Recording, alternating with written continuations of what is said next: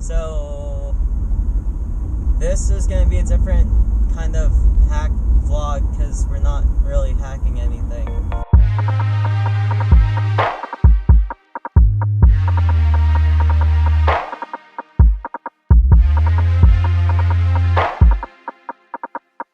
How come on this, like, the video's all weird and everything? It's like, so weird? Yeah, it's because I have a histogram, so that red means that it's super overexposed in that area.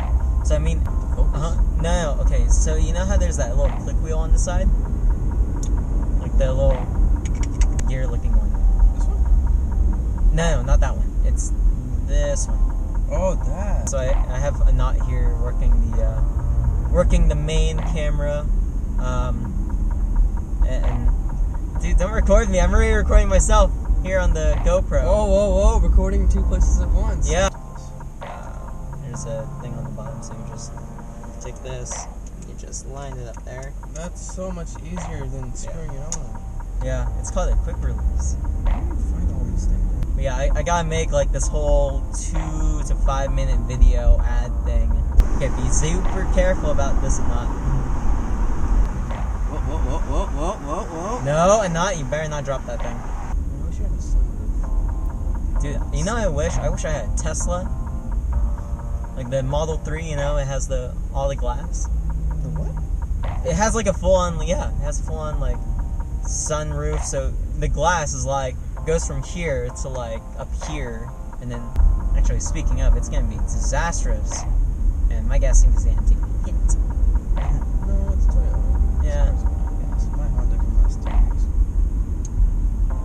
Yeah, you know what, a Tesla though, it lasts forever. You don't even need to fill it up with gas. It's electric! The car is electric! What are you supposed to do? Well, I mean, I've seen some people fill up, they go to the Tesla station, they go to one of those quick charge stations, they plug it into their gas Wait, car. Teslas are not all electric, are they? Yeah, they're all electric. No, like not like all of them. Oh, I'm thinking of hybrids, right? Yeah, Hybrids you're thinking are of the ones you can use both, right? Toyotas. The ones where you can use both gas and electricity. Yeah, or there's even the hydrogen So ones. Teslas can't use gas. No, they're How all are you electric. supposed to charge them if there's like in the middle of a desert? Exactly, that's why not that many people have them. Yeah. Although they're going to expand the amount of chargers that they're going to have soon enough, there's going to be like a charger every... Dude, you know what, honestly, if they want a good place to put Tesla chargers, put the Tesla chargers next to Starbucks coffee places. Because there is always a Starbucks coffee place. I mean, it can be in the middle of the desert, middle of like Death Valley. See, there's a Starbucks right now. You weren't wrong. I'm not wrong. Are you gonna get the iPhone 7? No. You know what? A lot of people complain about the iPhone 7 and how it doesn't have like The headphone jack? the headphone jack. I'm just like, I'm surprised they didn't do it anytime sooner. What, no headphone jack? Yeah. Why? Well, I mean, okay. So here's the downside with not having the headphone jack, right? It's just all the developers that have systems that work with the headphone jack, it's not gonna work anymore, obviously, because there's no interface. Because with the headphone jack, you could have like an input-output type signal, right? Input through microphone, essentially, and output as audio. Typically. Square gets around this, and other e-readers, they get around this, or like the e-card things, quite amazingly, actually, how they do it. But, I mean, the people that have those devices, I mean, they're not regularly going to update them or upgrade them. Oh, So, yeah. I mean, I don't really see the point of why people are making such a big deal about that, per se. A lot of people are saying, it's like, wow, we can't listen to music anymore through our headphones. Well, there's actually a lot of people that do have Bluetooth headphones. And then also the little dongle. I don't like how they did it, though. I wish it could have been done better. Like, you know how they have the smart battery pack? What they should have done is they should have put 2 lightning ports on that, right? Because one, it expands your battery life. Yeah. 2, you could charge and listen to music at the same time if you wanted it. I mean, I don't know what they're thinking as far as it goes. I thought maybe what would probably be smarter is include wireless headphones right out of the box. Like just have, some relatively... I mean, it comes with wireless earphones, right? No, it comes with the lightning connector ear pod things. They could have just had like free Beats headphones with every iPhone, and then people would buy it like hotcakes. I don't know what they're thinking of anymore with this whole design, especially with the Apple Pencil. It's like you have to plug it in through the headphone or the lightning connector. No, they should have had like a wireless charger for that, like a set where you just plop it in. There you go. It would charge. That I would see them doing, but that whole design where you stick it in, it looks like a gigantic lollipop. No. You know what? Another thing too is that Samsung phone, the Note 7, the one that has the exploding issue. I honestly think, like it would burst into flames and all that. Wait, really? Yeah, they actually banned it from the metro. You can't bring that phone on board. Yeah. But with that one, I just know it's an engineering flaw, because essentially you have an electromagnetic charging station, because that's how it works with wireless charging. It's essentially an electromagnet for the most part. But what it does is it basically heats up your battery to charge it. That's it. That's how it charges it up. And it's like, I guess it might have been a misplaced component or something that just really heats up the battery. It doesn't have any control unit or whatever. And then boom. Because it's highly explosive, the batteries. Lithium ion. You puncture that baby, boom. You get like huge flames spewing out of all sides. Yeah. In fact, if you leave a device with a lithium ion battery in a sauna, right, like a really hot sauna, or if you leave it in your car for a really prolonged period of time, right, especially out in like Arizona. I mean, I left my phone in my car. It's like that thing. When I come back, it says like it's overheated. You need to wait for it to cool down. Yeah. Well, that's one of the safety issues that they have in place, so that your phone doesn't explode. That's why. So, fun fact. I mean, if you were advertising your own app, how would you go about it? Well, like, okay. In terms of telling people that you made an app. Other than just telling people I made an app, well, I would do something like a YouTube video like this, right? And you just show that app being used in action. Or if you just have a prototype of it, then you just show how it would hypothetically be used in action. That's what you would do. That's how you would advertise an app. Like what we're doing with now. We're doing it in this style, in this format. It's like, granted, my YouTube only has like 78 subscribers, and that's like, I think on average, maybe like a minute or so of retention time, and about on average like 70 views per video on average. But if you have a small community like me, right, you don't spend ginormous sums of money just to advertise your app. You don't. Because the thing is, that's a little more volatile. I mean, if you know that it's a good product and it's something that you can stand behind, then by all means, try and do that. But if it's something like that PokeScan crap, where it's like, there's already a shitload of them on the market, don't even bother. Don't even bother. Like, you're better off doing word of mouth. Because that'll actually go somewhere. But that meme crap garbage it's not gonna do anything for you. It's gonna just it's really gonna just waste your time. I don't know what kind of marketing school it teaches that as a way to advertise, but obviously it's not like a good marketing school. It's like one of those marketing schools that like they had success with that, but again, it's like sometimes some other people's successes can't be mirrored to your own. So like these vlogs I make, right? It's like I know that I'm not gonna be like the next Casey Neistat or whatever, but obviously I'm not gonna give up doing them. Oh no, it's safe. I'm not gonna give up doing them, right? Because I still want to have my YouTube channel there. I just want to build up my community and all that. But at the same time too, I'm not gonna spend like $1,000 $1,000, right? Because I know that there's thousands of other bloggers out there. Like, I'm not gonna lie, there are thousands, probably millions of other bloggers, right? Some of them are pretty good, others are just garbage. I might be under garbage, I don't know. But with that, I wouldn't spend like thousands and thousands of dollars just to advertise or buy bots for my YouTube. So it looks like my YouTube's better or what have you, or my YouTube's growing. I wouldn't do that. I would try and make as good of content as I can right now, and then see where it goes. Yeah.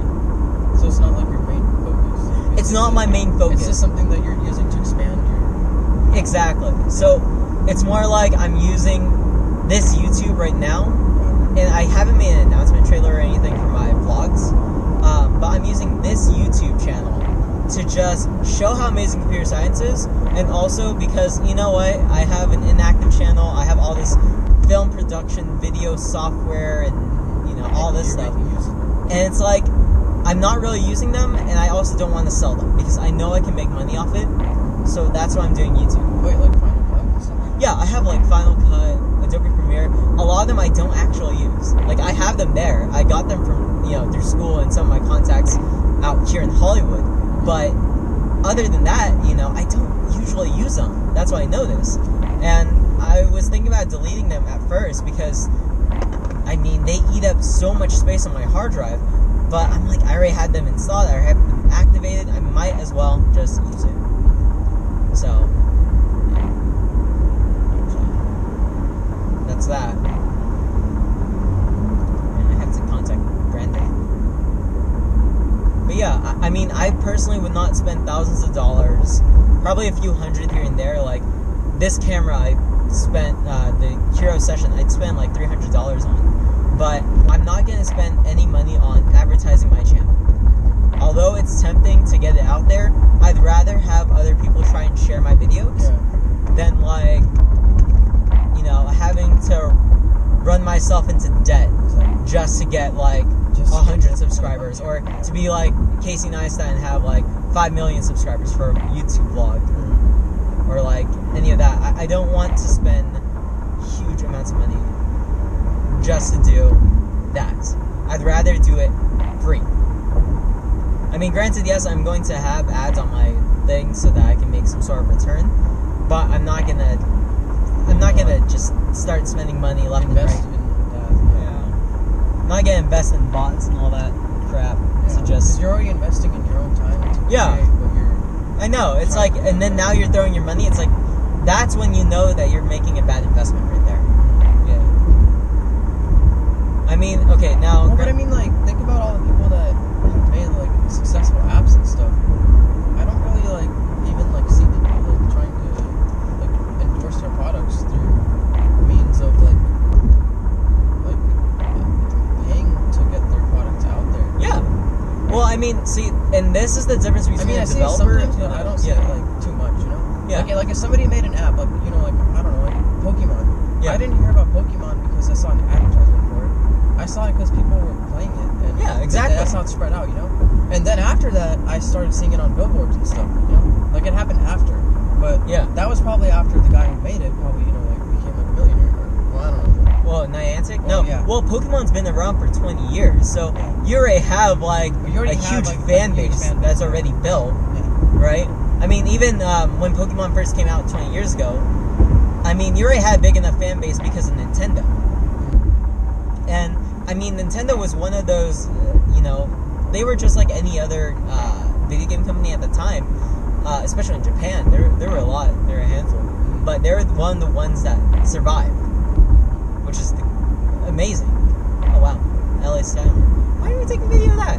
It's like, most of the times, the way I hear about apps, right, especially game apps and all that, is through, like, IGN or maybe even through a YouTuber, right? That's how I would hear about, you know, an app or something like that. But I usually don't jump on those types of game app things, because, I mean, I think for those that make the original content, so like Scott Cawthorn and all that, dude, major props to them, because for a lot of programmers, it's really hard to be creative like that. And for him, that's amazing. But a lot of the people, they end up jumping on that train and they make similar ones, almost copies or clones of it, because they already had the idea. All they do is they reskin it and probably come up with a new story. Some of them are, again, really shitty. Some are really good. Or they come up with a new mechanic or all that kind of fits, all that. But I mean, again, they don't spend money on advertising. Those developers that make like the Joy of Reborn or whatever, or like 5 Nights at Humpty's or 5 Days at what? Yeah, like apps like those. I don't even know what you're talking about, but okay. Yeah, it's like they don't spend money doing it. They just put it out for free. And if a YouTuber comes along that video, then there you go, instant marketing, advertising, that right there. Again, word of mouth, way more powerful than anything else. What word of advice do you have for the future of our country, or future of our country, or for the newcomers, all the people that accidentally stumble on this channel, us, yeah. I would say this: if I had anything to say to all the new people that are on my channel or what have you, I would say just one thing. Right? If you want to be successful, don't aspire to successful people. Don't look towards them and try to do what they did. Because there's different ways of being successful, and it's not always, set in stone, per se. I mean, for me, when I'm going out and doing these hackathons, again, I'm not really making any money off it. I'm just, except the YouTube vlogs, I guess, the vlogs I make with it, I do make a little bit. But I usually go off there and try to work with people from that. I mean, like this Solve for One hackathon, the one that I went to that was around here. That one, I mean, I'm not successful. I wouldn't say that I'm successful per se, but I would say at least I'm at a better standing at where I am now, thanks to that. So, I mean, for me, it was doing these hackathons, right? I mean, for someone else, maybe you, the viewer over here, whatever you want to do, if you have a dream or a passion you want to do, like let's say you want to be a really good baker, then start selling to like your friends and your family. Like start small, and then after a while, word of mouth, pretty much. And you're gonna like get involved in those events where you go to cake-offs and all that. Get like the Vistaprint cards. Vistaprint should advertise, sponsor me, Vistaprint. But get like those business cards and like just start handing them out and start talking to people. That's it. So the only way you can be successful really in life is just get out there. Kind of like with, again, I always refer back to Casey Neistat, but he always has some good advice. You can't, it's like, life is like it's like the treadmill, it's like the moving sidewalk, right? If you stand still, you'll fall behind, but if you keep going, granted, yes, it's going to be hard, but if you can push through it, you can definitely do whatever you want, essentially. They'll give you, like, whatever. I mean, you're not going to be Bill Gates, per se. You're not going to be rich or wealthy, but you're going to be loving what you do, and I think that is really a sign of success right there. Loving what you do is better than being rich. Because I can have $1 million, but the thing is, I won't love what I do. Exactly. Right? I mean, I like hacking, I like making these videos, right? Granted, I don't have 1,000 subscribers, but I'm happy with what the videos I have are, right? Even if some of them are, are shit, or they look like shit, I like them. It's like, I'm not embarrassed by it. It's like, even the vlog video thing where, I thought, it kind of sounded like it was my last vlog, and I was told and reminded that I'm just a useless YouTuber, right? Like more of a nuisance than anything else. I mean, with that, it's like, yeah, okay, sure, shit on my channel if you want, right? Because I barely even have 90 or 80 subscribers, but I'm happy with where I'm at. I mean, if I can get more subscribers, that'd be fantastic. I would love that. But to my 78 subscribers right now, it's like, that's good too. Like, I don't mind at all. I'm not going to make a big old deal about it because, again, it's like, oh, okay, so I have 1 million subscribers, but I did it by, like, getting myself into debt. Or let's say I want to do, go into film, but maybe I didn't like it and I'm just miserable. But, I mean, it's way better, especially from a health perspective and just psychological perspective, to do what you love and have that as your main career goal or your main career focus, because then that's when you really are successful. You really feel like you completed something. Whereas if you're part of one of those soulless corporations or what have you, and that's not what you want to do, then you're gonna be miserable. Yeah. It's better. Sometimes It's better to do something that you like doing. Yeah. Even if it's even if you're not gonna be even if exactly. you feel like I'm not saying even if you're not even if you feel like oh, I'm not gonna become a millionaire doing this. Would you rather be in a situation where you are the richest person on earth and you're waking up to something that you don't want to do? Yeah. And you're just like, oh, I have all this money, I have all these resources, but I don't like it because you're not happy with what you have. Exactly. You could be that person, or you could be the person that loves they life. get to their job, they actually like going there, they like working there, whether it be a job or whether it be your own business. Yeah. Exactly. Oh, right. Yeah. I forgot we're close to LAX. But yeah, that's exactly it. So if you want to be successful in life, I'm not advocating, it's like if you want to be an artist, to quit your day job. It's like, stay with your day job. If you want to be successful, you don't have to be a surgeon, you don't have to be an engineer, you don't have to be a lawyer. Yeah, exactly. Well, I mean, you have this whole perspective in culture about what success is, and everyone always associates it with wealth. Yeah, but it's way better if you're happy with what you do. Exactly. If you're happy and satisfied with what you do. Now, granted, I'm not advocating anyone right now to just quit their day jobs, drop out of school, what have you. I'm just saying, it's like you could do it on the side, right? Exactly. I mean, you don't have to, like, drop out of school. I'm not saying drop out of school and, go out, film, be a YouTuber. But I am saying something like, go to school. You can miss a few homework assignments, whatever. I'm not fully advocating it, but you can miss a few homework assignments and do some YouTube videos like this. Yeah, exactly. And you could be happy, right? Because, at the end of the day, it's just going to be you, and it's going to be up to you to decide what, whether what you did was beneficial or whether you felt like you wasted time doing what you just did. Exactly. And that's how I feel like with school.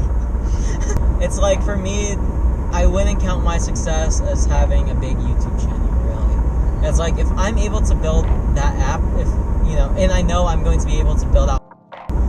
Once I build that out and I'm, like, presenting it in front of whoever, whatever, that's when I know I'm successful. When I build an app like that, that actually helps people, right? Yeah, if I had all those subscribers and all that stuff, I wouldn't really use it as a means to show people that I'm better than everyone. I would just do it to show that if you have a vision or if you have an idea, then obviously there's like 1 million people that like that. Don't think that people are gonna judge you for what it is. There are people that are gonna say, like, oh, this is a waste of my time, or oh, I can't. Or they're gonna downvote your video. Or they're gonna downvote it, or they're not gonna support you. But it's not gonna matter. Yeah, it's meaningless in the end. Really. It's either something that's gonna bring you a benefit, or it's not gonna do anything. I can't do anything, son. Well, we definitely are in LA. Okay, so. Yeah. There's no. What was I gonna say? It's a win-win situation. Say. Okay. And I think because this camera's gonna die soon, this is a great place to end it. Until next time. Until Ryan next time. And friends, or I don't know what you should call you. I don't know. Ryan Motion. The Best Friends Club. I don't know. So, what do you think about that Donald Trump and Hillary Clinton? Yeah, it's a Honda. They're already pissed off because they have a Honda. Hey-o! Oh, shots fired. Shots fired. Take the L. Well, Okay. I mean, they didn't.